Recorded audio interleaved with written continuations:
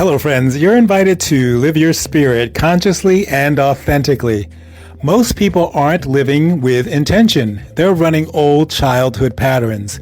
You may experience fear, stress, anxiety, or even chronic pain that doesn't fully go away.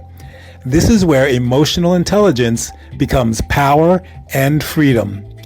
Welcome to Living Your Spirit with Anthony. In each episode, we explore moving through emotional pain, living more authentically, and stepping outside the old matrix of fear and stepping into conscious living. Hello, friends. You have to live to die. And here's why. Welcome to episode 14 of Freedom Friday. This is Anthony, and this is Living Your Spirit. Yesterday, I put out a full episode, EP 145, on how to start dying to live.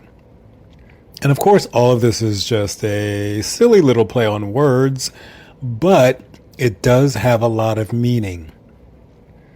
You have to live to die is kind of the old you, the old patterns, the old behaviors, the old thoughts and feelings that keep you limited have to die or have to be dropped or have to be laid to rest, as we say. And then the new you has to be reborn, has to come alive, has to change the state of mind or the states of consciousness. So you stop living in the past, you stop living in the way that you don't like or don't prefer, and you start living the life that you want and prefer. And that's how you think, and that's how you feel. And that's what we mean when we say the old you or the former you must die. And if you want all the details about how to do that, go check out episode 145. For this Freedom Friday, which is usually pretty short, the real aspect of living to die is you're living not so that you can die, but living so the parts of you that you no longer want will be dying or removed or no longer present in your actions, reactions, and behaviors. So if you've studied some of the other people that I've spoken about, Eckhart Tolle, Joe Dispenza, Joseph Murphy, they all kind of say something similar. And even if you've read the Bible speaks a lot about the same thing. Dying, crucifixion, being reborn.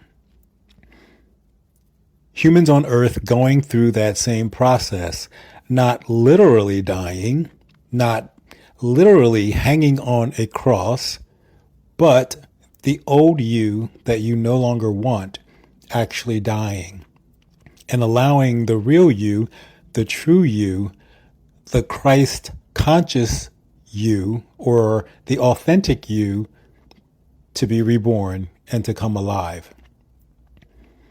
So if you're listening to other people that speak about the same stuff on other podcasts or YouTube or Insta or wherever it is, you see that we all kind of talk about the same concept. In order to get the reality that you want, you have to think and feel in certain ways. And that means you think positively. You think about love. You think about sharing. You think about connection.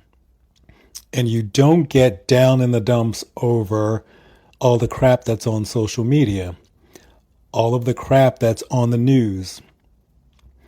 I was at the gym tonight, and of course there are about 20 TVs in front of you if you're in the gym. All of them have different channels, but many of those channels have news. I looked up at one thing, stupid me, and instantly I felt like, what a horrible world we live in. And then I caught myself. And those are the types of things that get into your head get into your mind. They start making you think, and then you get depressed, or you get sad, or you feel lonely. I talk to my mom about this a lot because she spends a very large portion of her day watching the news. But she doesn't make the connection. She doesn't realize listening to that all day, every day, brings you down, makes you sad. It makes you feel like the world is a pot of shit. And when you cut all of that out of your life and you start living and loving and connecting and sharing and meeting people in person and making eye contact and listening to them and hearing their tone and hearing the inflection in their voice when they speak, you get back to what it feels like to be a human. How many people are I'm in a group on Facebook. How many people upload a photo of themselves and then want someone to Photoshop or use AI to change their photo? And here are the types of things that they want. Make me taller. Make me thinner. Make my butt big. Make my boobs big. Make me look younger. Take away my wrinkles. It's absolutely insane. It's almost like no one wants to be who they are. So if you listen to this podcast and you listen to other things like this podcast, you realize the goal here is to get back to who you are. Get back to your human, authentic self. Start going out, start connecting, start being social, start calling people instead of texting them. Start visiting people instead of texting them or having a Zoom meeting with them. Hug people. Listen to people because they're right next to you. You can see them, you can feel their emotion, you can hear the tone of their voice, you can see their smile, you can see the way their eyes move, and that's what it's like to be a human.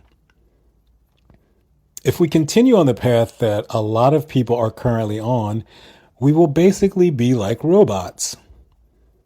Stuck in our homes, scrolling, listening to news, not getting anything done in our lives, thinking the world is ending and it's a pathetic place, and we have no outside contact. We're basically just huddled in our own little box. And that fits in perfectly with government controls. That's a whole nother podcast. That's a whole different issue. But for those people that don't believe in government controls, maybe you should do a little research on it. It's a thing. Anyway, the purpose of saying that you have to die to live, or old parts of you die in order to get to the authentic parts of you, is the parts of you that are real and authentic and loving and connected are the parts that make you feel your best. You feel happy, you feel motivated, you feel joy, you feel love, and that's how you get into better relationships. You do better in your career. You feel better physically and mentally. It doesn't happen when you watch the news and you feel like the world is a pot of shit. So in this Freedom Friday, I wanted to give you that high-level overview of what it means to you have to live to die. And also to send you back to episode 145 if you need more details on exactly how to do that. Thanks for listening. I'll talk to you in the next episode. Hello, friends. Do you have a question about something you heard in this episode? Or do you have your own personal story that you would like to share with the audience? Please go to the show notes and click on Fan Mail to send me a text message. I'll be sure to feature your question in an upcoming episode or contact you so that you can be a guest. If you would like to join the 5-Day Clarity Challenge, please go to CoachAJ.com and click on the pop-up box that shows up as soon as you hit the website. Thanks for listening. We'll connect really soon.